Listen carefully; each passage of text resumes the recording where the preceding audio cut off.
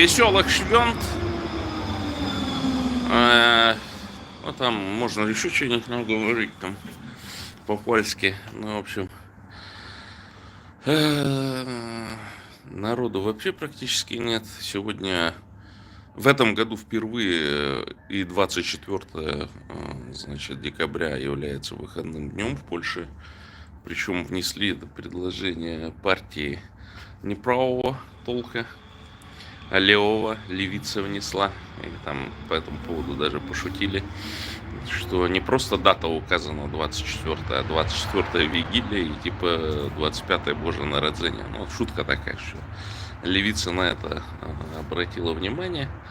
Ну, в общем, со вчерашнего дня Польша отдыхает, и, соответственно, ну, там такие мощные изменения.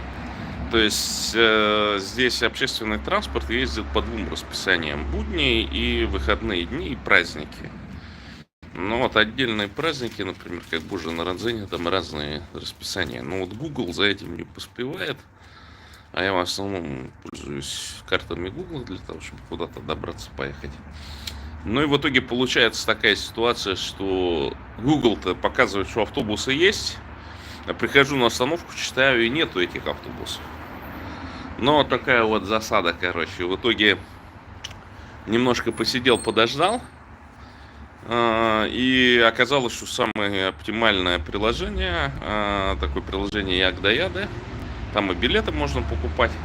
Короче, гляжу, а там показывают, ни автобусов нету, ни вот по этому расписанию, на которое ориентировался, их тоже нет.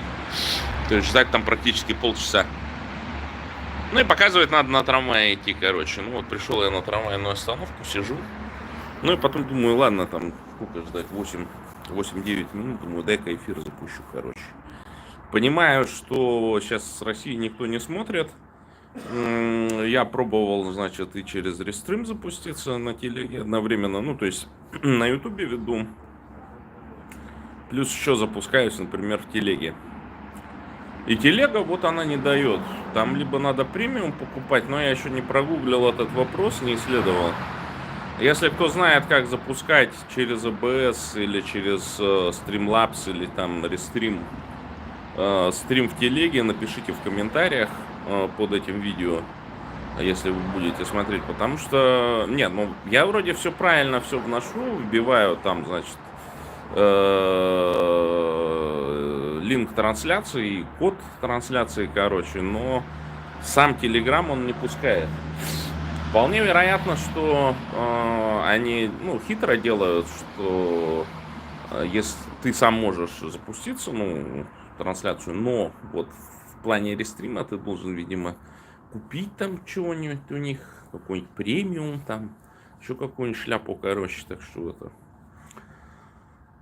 Если что, если есть возможность, да, вот, привет Пусанским, ну, вот 4 человека смотрят, я думаю, это все, кто за рубежом находится. Ну, вот.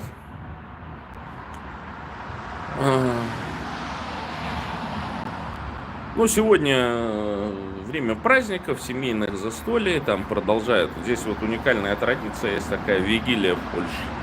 То есть разговляться начинают еще 24 числа. При этом, если почитать традиции, там к этому празднику готовились задолго до. То есть, как минимум, с осени. Специально заготовки делались для того, чтобы вот хлопы, так скажем, простые люди вот в этот день могли отметить. Ну и вот там одно из блюд такое, это карп, который подается. Ну, там логика, она такая простая. Почему, собственно, карп? Потому что, ну, рыба это неприхотливая, ест там тину, водоросли, там, ну, может, ракообразных каких-то там и так далее. То есть каких-то очень специальных условий для того, чтобы карпа выращивать, не надо. Плюс польские реки холодные. Второе, вот пруды и все прочее, они тоже здесь не так сильно прогреваются. Ну вот мой трамвай пришел. Что-то он вдруг раньше расписания. Ладно, друзья мои, наверное, прекращаю эфир. Всем спасибо и до новых встреч.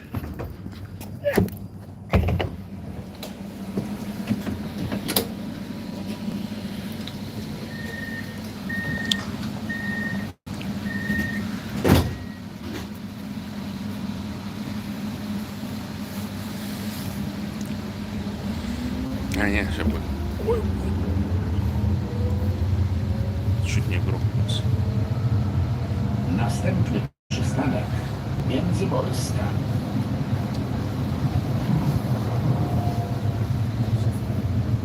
Międzymorska.